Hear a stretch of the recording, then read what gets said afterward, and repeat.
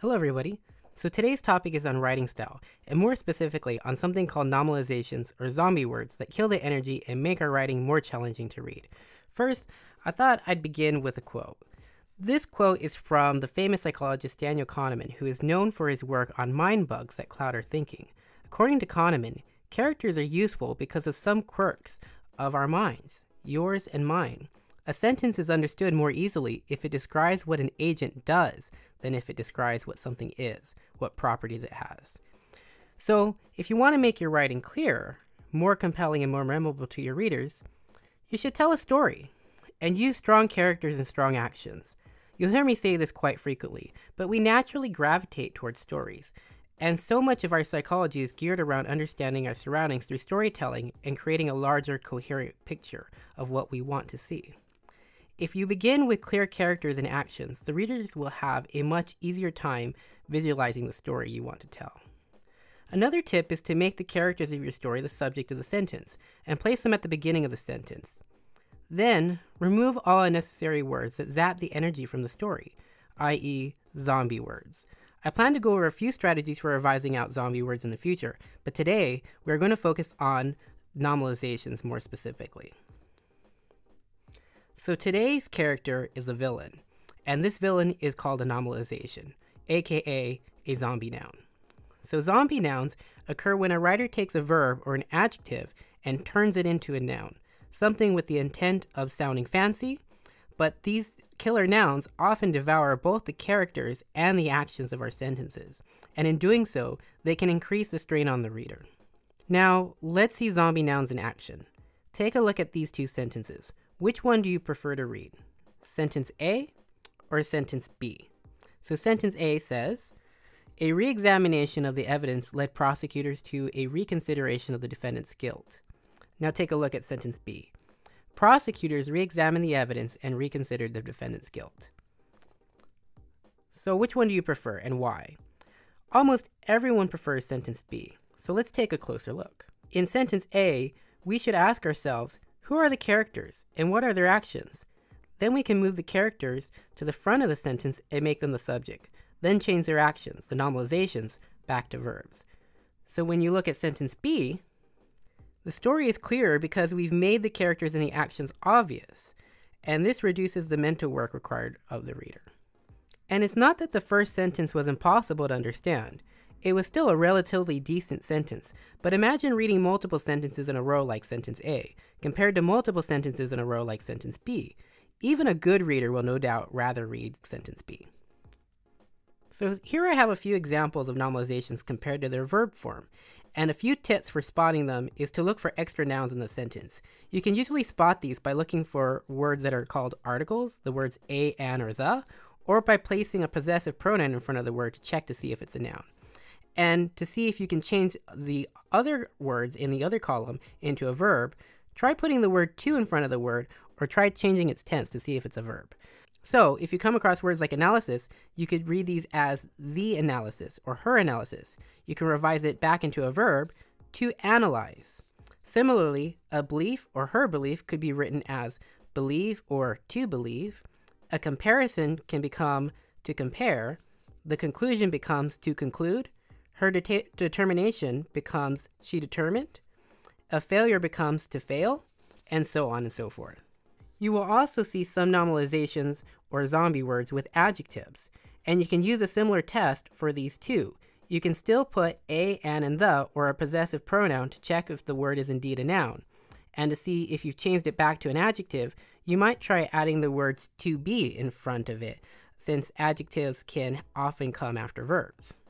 So let's test each. We have his carelessness or to be careless, the difference versus to be different, his proficiency versus to be proficient, and the possibility versus to be possible. So now that you have some tips for recognizing the nominalizations or zombie words, you can use this knowledge to revise your sentences. So first, you want to identify the nominalizations or zombie nouns. Then look for the real characters or actions in the sentence. Make those the subject of the sentence, then remove unnecessary words.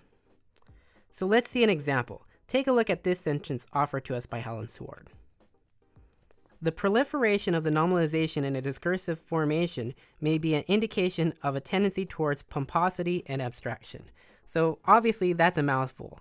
So that sentence is festooned with 7 nominalizations, much like a lot of academic writing is. But check out the translation. Writers who overload their sentences with nominalizations tend to sound pompous and abstract. Here there is just one nominalization, and the sentence is much clearer, which means that you don't necessarily have to remove every single nominalization from your writing. There may be some instances where keeping 1 or 2 makes some sense. Here are some examples where the nominalization is useful. Keep a nominalization if it refers to a recent or nearby action in a previous sentence or clause. Sir Jaime charged towards the dragon princess with the spear raised high.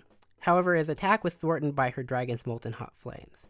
In this sentence, the word attack is a nominalization, but it quickly refers and connects the next sentence to an action that just took place. The characters and their actions are still fairly clear. Next, use nominalizations when they are commonplace and familiar. Joseph M. Williams and Joseph Bishop use the example of taxation without representation. And the Purdue Online Writing Lab suggests leaving nominalizations when abstract nouns are so familiar we see them as characters, as in the sentence, happiness has many causes and effects. Okay, so let's practice. I recommend pausing the video occasionally during the next few examples and trying to revise these sentences yourselves. Okay, here we have the intention of the committee is to audit the records. First, pause the video and look for nominalizations and characters. So I've decided to highlight the nominalizations in purple and the characters in orange for the following examples. So intention is a nominalization and the committee is a character. So now that we've found the nominalizations and the characters, pause the video again and see if you can revise a sentence by moving the characters to the beginning and making the nominalization a verb.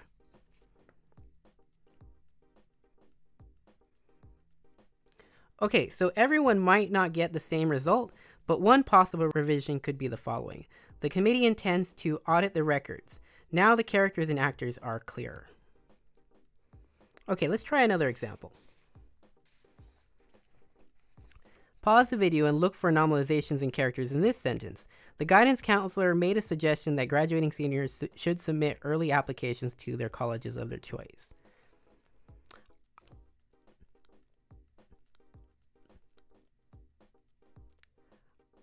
I saw 2 suggestions and applications. Now try revising the sentence.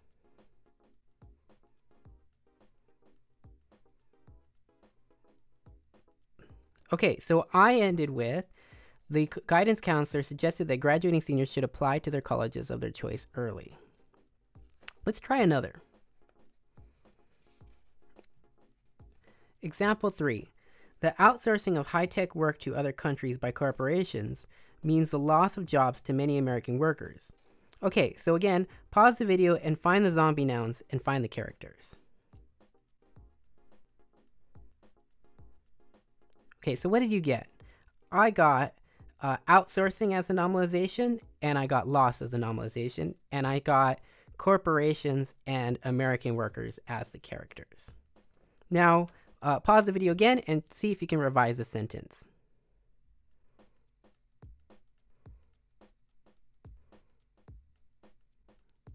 Okay, so we might all get something different, but I got, because corporations are outsourcing high-tech work to other countries, many American workers are losing their jobs. Let's try a harder one. Here we have decisions in regard to administration of medication despite inability of an irrational patient appearing in a trauma center to provide legal consent rest with the attending physician. Okay, so look for the nominalizations and the characters.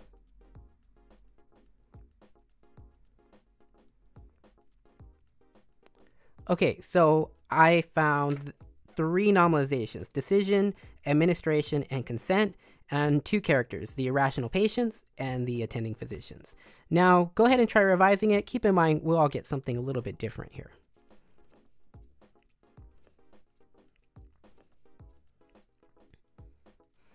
So I actually think this could be shortened even more, but here's one possible revision.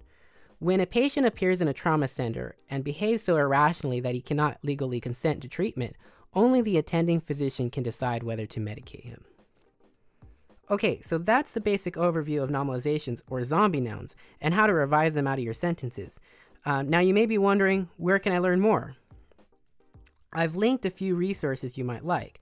The main one is by Joseph M. Williams and Joseph Bishop called Style, The Basics of Clarity and Grace.